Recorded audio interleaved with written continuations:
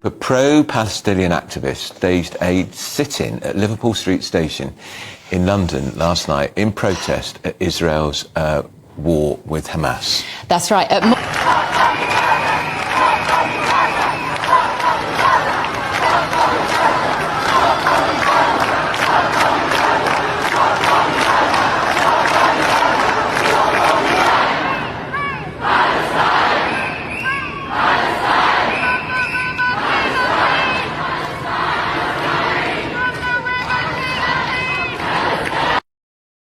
So that's Liverpool Street Station here in London. More than 500 people joined the protest. Well, the thing is, they're saying they're demanding an instant ceasefire to the attacks. But actually, what they are chanting, Sarah Vine, who's with us now, is Free Palestine, which is a very different sort of protest.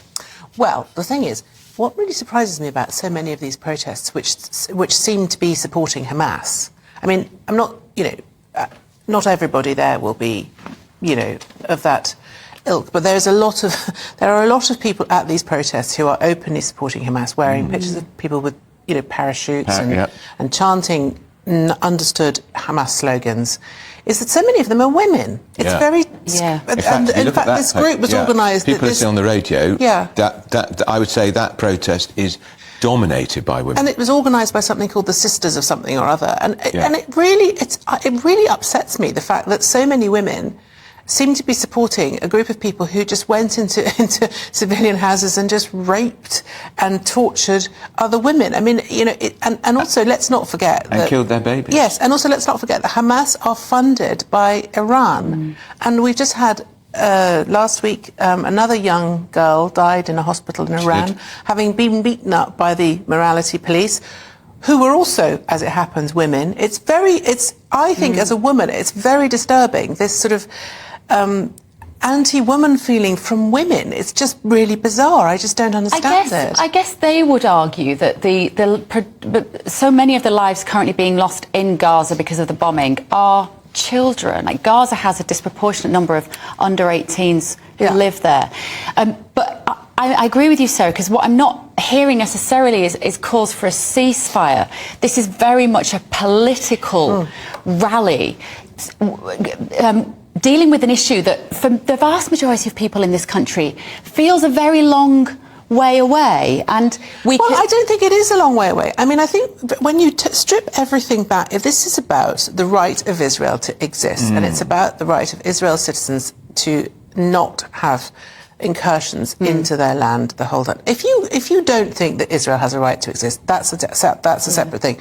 But I do, and I think a lot of people do, and that's the position of the British government. It is a legitimate state, and it has the right to exist. And therefore, if it is attacked by terrorists, which is what happened on October the 7th, it has a right to retaliate and to defend itself. Now, of course, the humanitarian situation in Gaza is appalling, but the problem with Hamas is that they are embedded in Gaza among the civilian population. And that tells you the kind of, I can't think of a polite word to say, the kind of people they are, which is that they don't care about civilians. Well, they use them as these human shields. They use them as human shields. They do. These people who run Hamas hide behind the skirts of women, and they hide behind under the cots of little babies, and then so inevitably.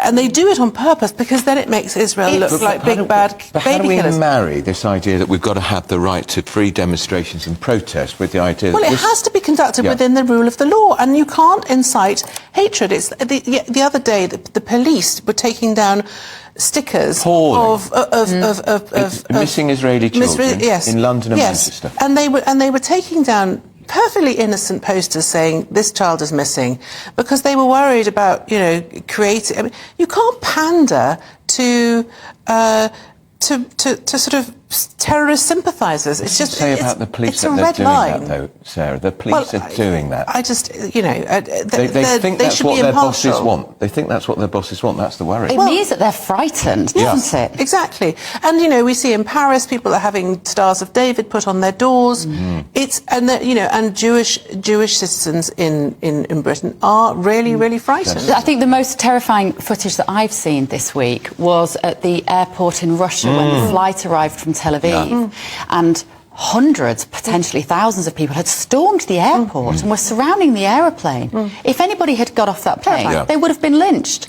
Somehow authorities have to step up to quell this division. It's heartbreaking. And if you look on, I mean, a lot of this is coming from social media. TikTok, particularly, is very, very pro-Hamas. If you go on there, you will see that there's and there are a lot of very young people who just get their news from a 30-second TikTok clip, rather. And it simplifies the situation beyond belief. But, you know, it's a really grown-up problem, and it's not something that you can just sort of dismiss in a piece of, you know, little sort of dancey TikTok.